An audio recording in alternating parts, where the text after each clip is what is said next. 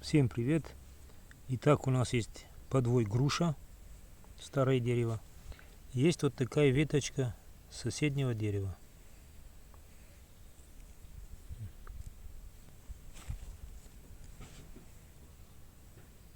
Хочу ее привить вот на эту ветку.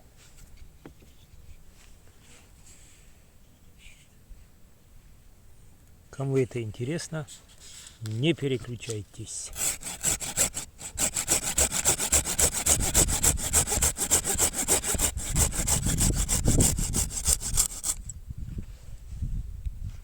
Итак, чтобы не делать раскол вот так посередине, мы сделаем раскол где-то вот так.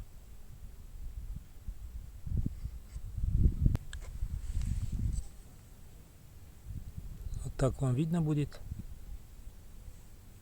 Нам главное чуть-чуть захватить древесную часть. Чуть-чуть. Вот так. И уйти по направлению нашей ветки. Не вот так и не вглубь. В общем, захватываем чуть-чуть древесную часть. Давайте приблизим.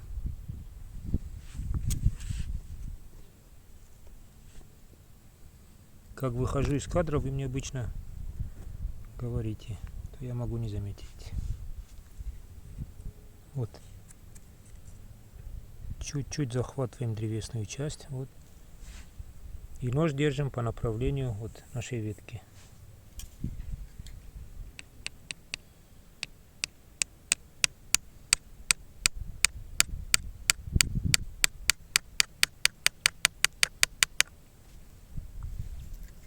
Видно, что внутри?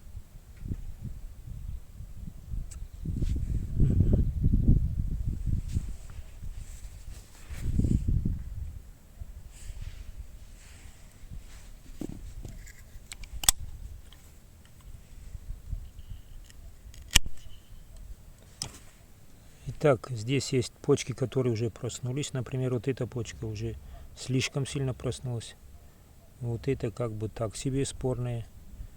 Вот это идеальные.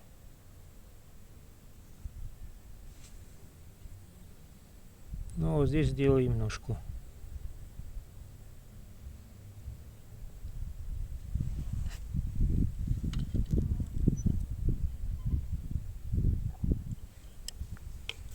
Так, давайте затачивать таким обычным ножом, который есть у всех. Посадим вот так, чтобы наша почка смотрела наружу. Значит, будем затачивать вот здесь и вот с этой стороны. Вот с противоположной стороны. Вот с противоположной стороны почки и с этой стороны.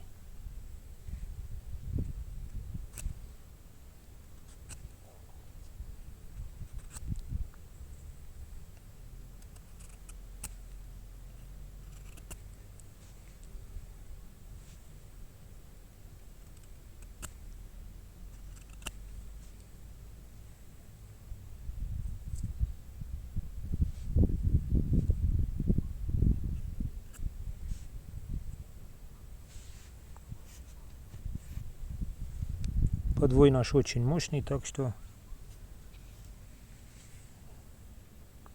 вот наша почка и режем.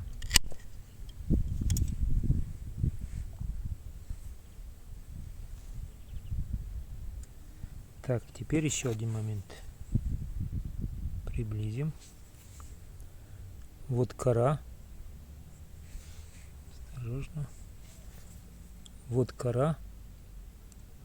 Вот древесная часть. И нам надо попасть вот здесь где-то камбий. Между корой и древесной частью. Вам видно было? Между корой и древесной частью где-то вот здесь камбий. Также на нашей веточке. Древесная часть, кора, а где-то вот там далеко, вот где-то там должен быть камбий. Нам надо попасть вот этим местом между ними, где между древесной частью и корой.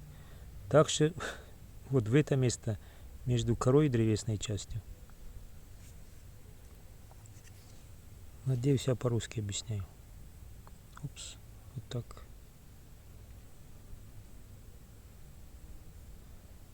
Где наша почка? Вот наша почка.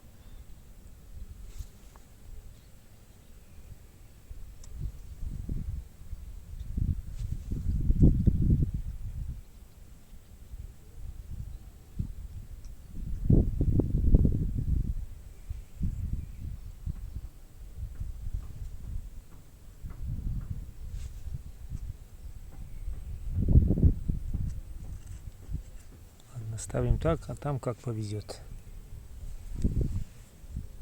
Ну, нам-то повезет по-любому. Не знаю, как вам показать. Давайте вот так попробую показать.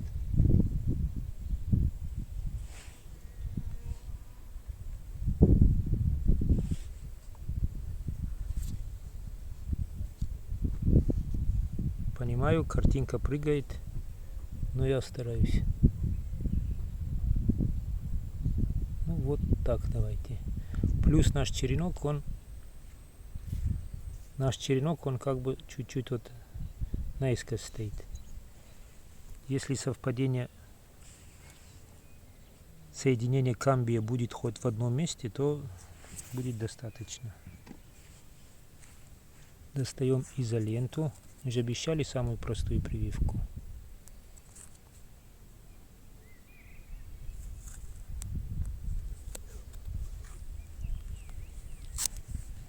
Упс.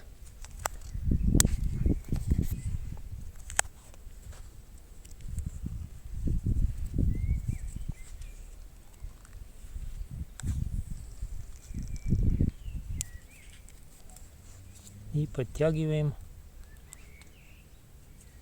Если посмотреть с этой стороны,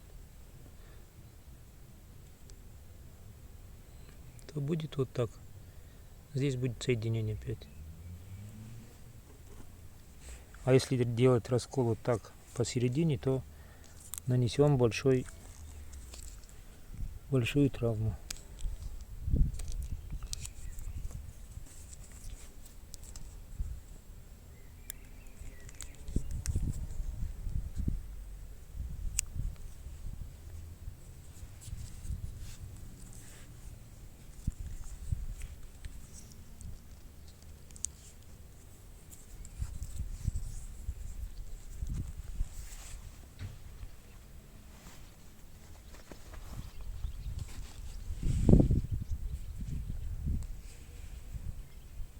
Теперь нам надо закрыть вот эти щели. Если видно. Вот эти щели. Чтобы туда как можно меньше попадал воздух. Так, я это делаю садовой мастикой. Можно даже закрыть глиной или пластилином. Пластилином таким, который не содержит керосин. Керосин, если вот подержать пластилин в руке, то после этого на руках остается такой жирный налет. Вот это керосин.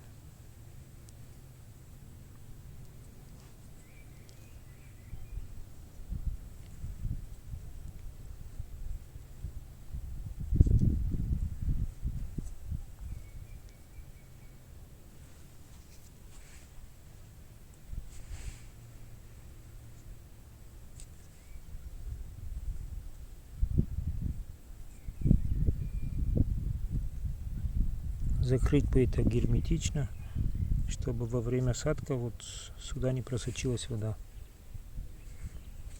И вот эту рамку ее бы закрасить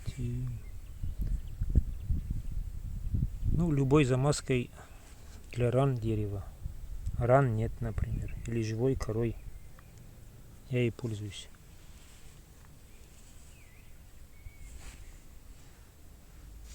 Угу.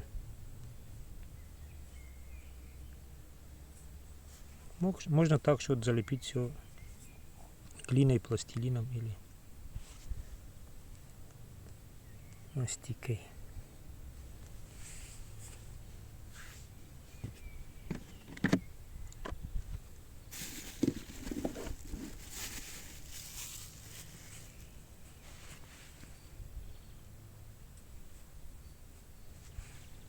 Давайте уже закроем мастикой. А то у меня замазки нет с собой.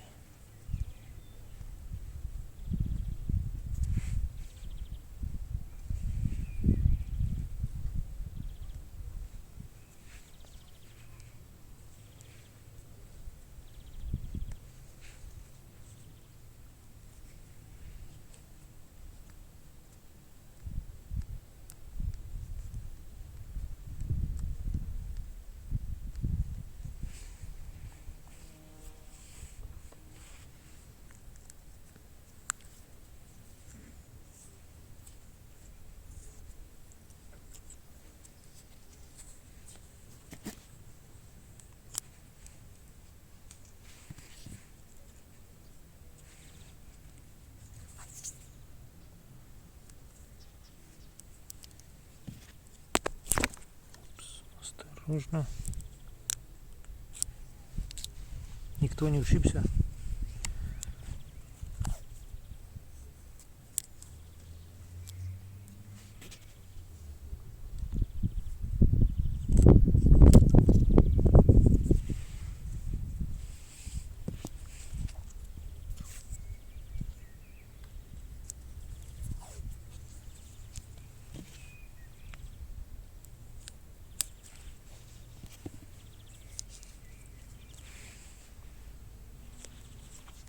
Ну, давайте еще так, контрольный.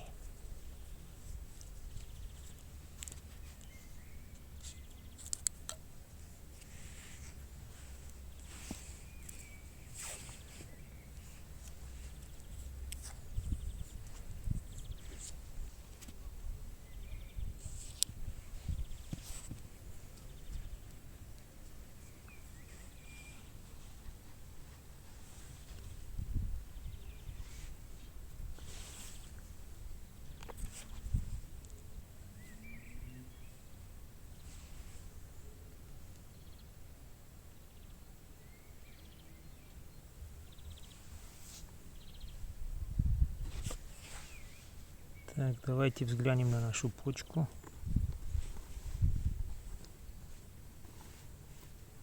Посмотрим, как она себя чувствует.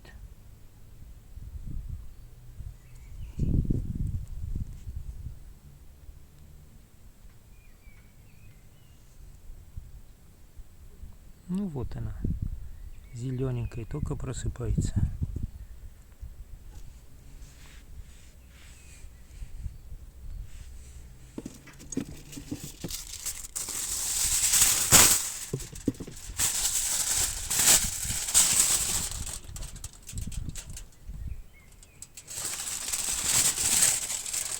И закрываем фольгой.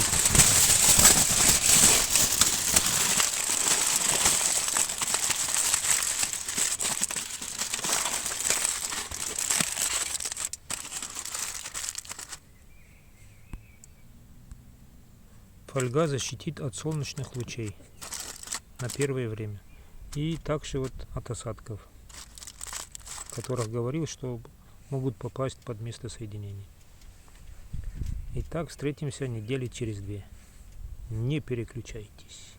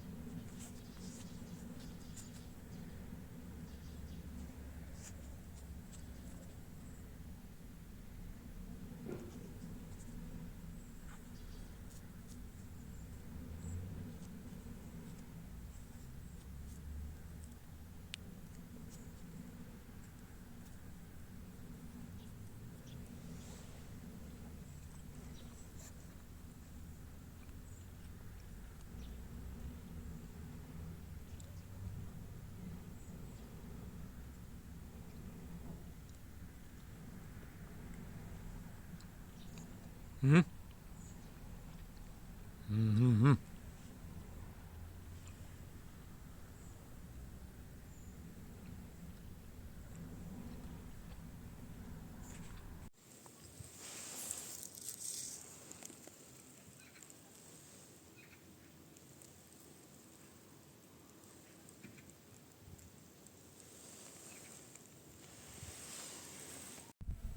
И опять привет. Сегодня у нас 1 апреля. Вот это сотворили, скорее всего, сороки. Хотели поклевать тут. Даже побили черенок.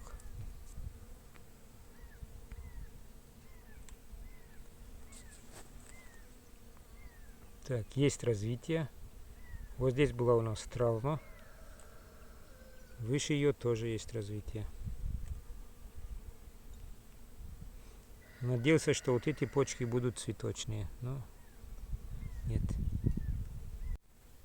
И опять привет. Прошло еще несколько дней. Сегодня 11 апреля. И смотрим, какое развитие.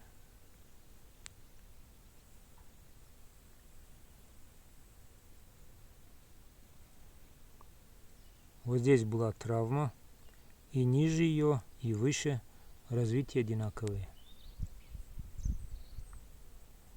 И очень любопытно посмотреть, насколько хорошо все срослось.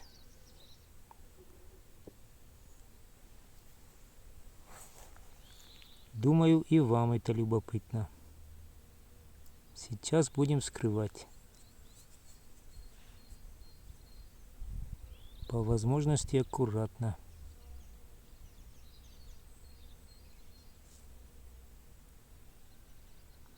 Пленка уже подсохла.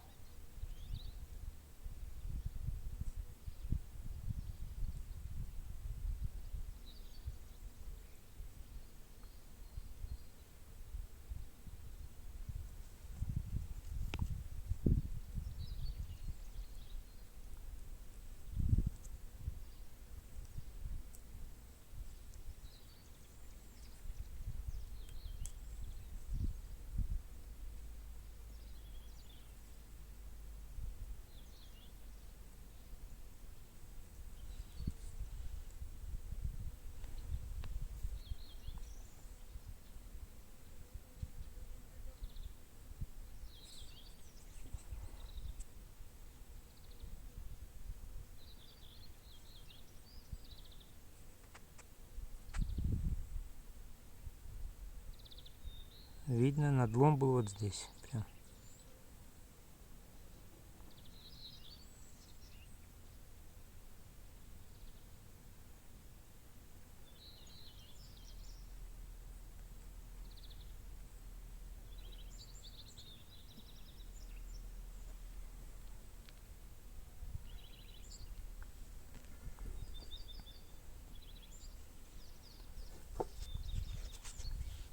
Ну, на всякий случай все равно еще раз закроем лентой.